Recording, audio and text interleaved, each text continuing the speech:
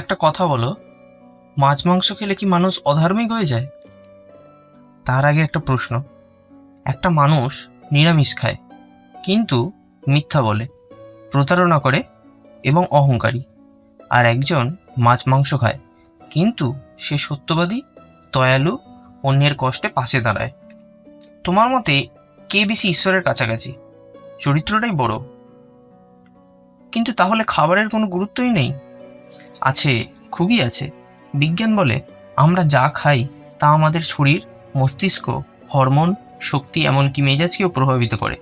আর তাই গীতার 17 নম্বর অধ্যায়ে শ্রীকৃষ্ণ খাদ্যকে সাত্ত্বিক, রাজসিক ও তামসিক এই 3 ভাগে ব্যাখ্যা করেছেন। কিন্তু এবার তুমি বলো, খাদ্য কি একজন মানুষকে সত্যবাদী বানাতে পারে? খাদ্য কি অহংকার দূর করতে পারে? না। কিন্তু যদি খাদ্য এত গুরুত্বপূর্ণ হয়, তাহলে মানুষ কি খাচ্ছে সেটা বিচার করা কি ভুল? একটা পার্থক্য বুঝতে হবে। বিচার করা আর ঘৃণা এক জিনিস নয়। তুমি যদি মনে করো কোনো খাদ্য তোমার সাধনার পক্ষে উপযোগী নয়, সেটা তোমার ব্যক্তিগত সাধনার পথ। কিন্তু শুধু সেই কারণেই একজন মানুষকে ছোট করা অথবা ঘৃণা করা, সেটা কি ধর্ম? কিন্তু উপনিষদ তো বলে সব জীবের মধ্যে ঈশ্বর আছেন। তাহলে মানুষ প্রাণী খায় কেন? আমি আগে তোমাকেই একটু প্রশ্ন করি। একজন সার্জেন অস্ত্রোপচার করার সময় শরীর কাটেন, আর একজন খুনি মানুষের শরীর কাটে। দুজনের কাজ কি এক? না, একজন জীবন বাঁচায় আর একজন জীবন নেয়। বাহ, ইন্টেলিজেন্ট। তাই শুধু কাজ দেখে বিচার করলে সত্যের অর্ধেকই দেখা হয়। উদ্দেশ্য, প্রয়োজন আর চেতনা, এইসবও বিচার করতে হয়। মানুষ হাজার হাজার বছর ধরে ভিন্ন ভিন্ন পরিবেশে বেঁচেছে। কোথাও শিকার করা ছিল বেঁচে থাকার উপায়, কোথাও কৃষিকাজ। এটা ইতিহাস, এটা জীববিজ্ঞান। কিন্তু ধর্মের প্রশ্ন অন্য।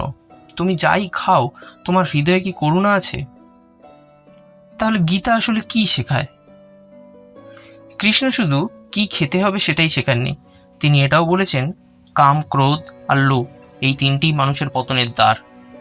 এবার বলো, আমি যদি নিরামিষ খেয়েও মানুষের প্রতি ঘৃণায় ভরে থাকি, আর একজন আমিষ খেয়েও সত্যবাদী, দয়ালু ও বিনয়ী হয়, তাহলে আমার বড় শত্রু কে?